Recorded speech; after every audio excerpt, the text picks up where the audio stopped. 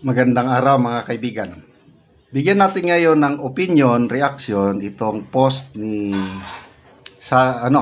Kipichu. Sabi niya, Hontivirus files a cyber libel complaint against Mauricio and 11 others, including Duterte-aligned bloggers such as Crisette Chu, Jay Sonza, Sas Sasot, Trixie Cruz Angeles, and Banat Bay. Okay? So ito, Kipichu, nagkaroon siya, sumulat na siya ng open letter kay Senator Hontiveros. Basahin natin. Dear Senator Risa Hontiveros, I never even shared the Michael Murillo video even once on my wall or even PM. I just said that you bribe him according to him. I also shared that lawyers have filed a complaint against you for kidnapping and wiretapping, which can all be checked online. I also shared you were the complainant for CG Corona. Also, pwede ma-check online. All this verifiable. Akala ko ba champion of free speech ka? This is free protected speech enshrined in the Constitution. All of what I said about you, the complaints about you are online and again verifiable. Everything that's been said about you is protected speech. And may I remind you that the Supreme Court allows people the freedom to call out politicians in line of duty. Feeling against authoritarianism and dictatorship, pero bawal ka i-call out.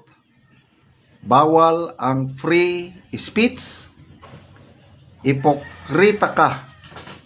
Don't worry, you will pay with your political career. Ako ata papalit sa iyo. Nako. Since hinuhubog ako ng panahon. Okay, so Mauricio, isa. 11 others, tapos itong nabanggit na mga vloggers is Kipichu, Jason Sasut, Trixie Angeles, Banat Bay. 5. So sino pa yung 6 na sampahan ng cyber libel complaint? Isa kaya dyan si Attorney Ferdinand Topacio na naghamon na sampahan siya ng cyber libel. So malalaman natin sa mga susunod na So magbasa tayo sa mga comments.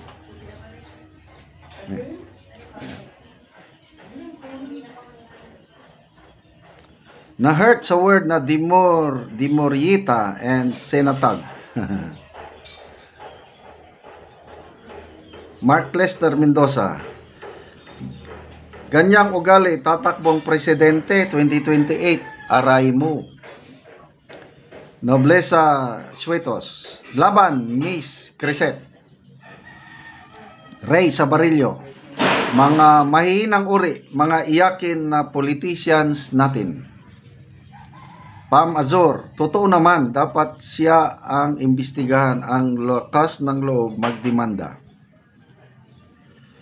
Sino na heart ko, si Risa o yung ventriloquist niya?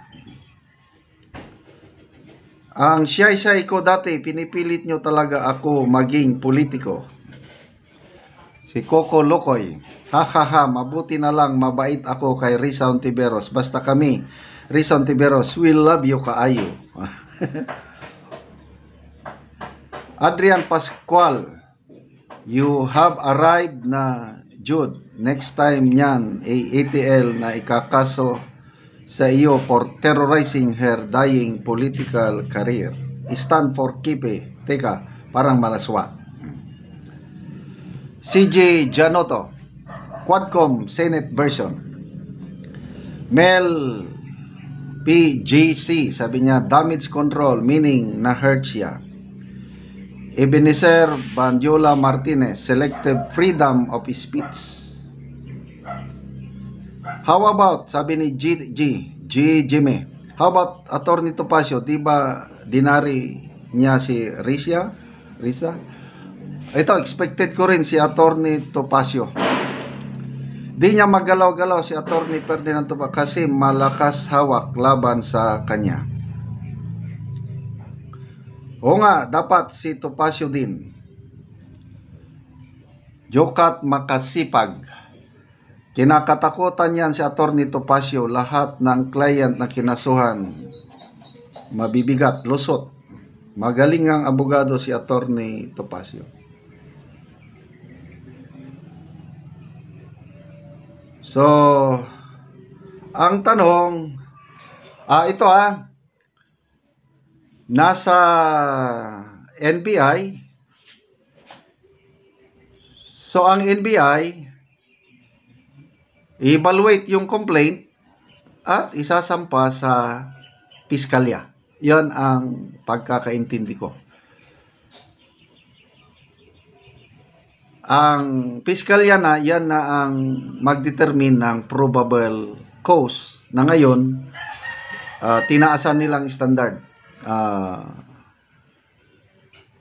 Certainty of conviction na, hindi lang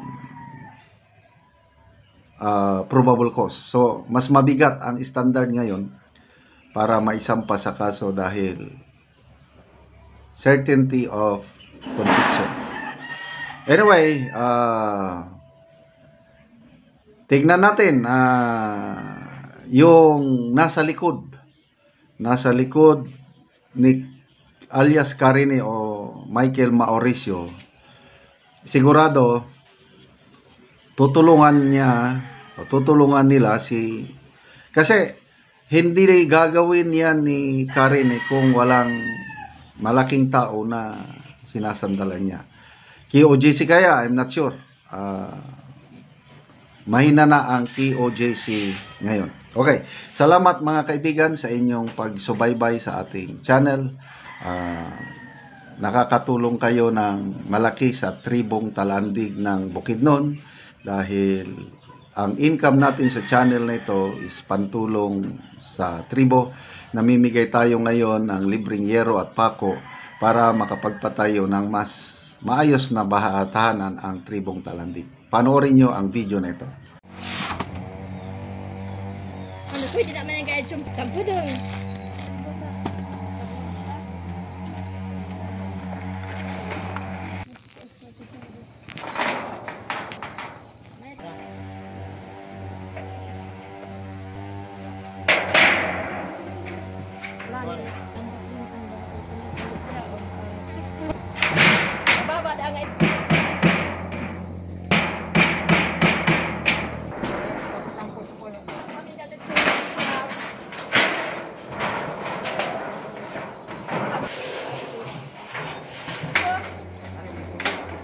Og karon nindot tagid kaayo tan-awon ang balay ilang ante. So ila na gyud na atop ang gihatag sa ila nga yero.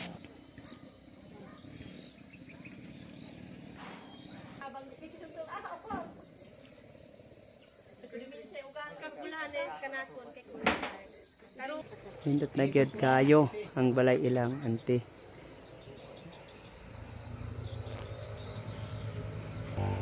Salamat kaayo sir sa imong pagtabang labi sa Ginoo nga gigiyahan ka sa Ginoo nga motabang ka. O sir, salamat kaayo kay daghan pa kaayong nanginahanglan sa amoa. Unya sa labi sa imong kuan himo nga mo ay imong gisugo nga mag-tan-aw og mga pobre nga wala ilang ikapalit. So salamat kaayo sir. Daghan pa gid kaayo sir ang nanginahanglan din sa among barangay. So kaya ra ko kutob sir, salamat kaayo sa Ginoo ra gid magbalo sa imong Salamat kayo, ante.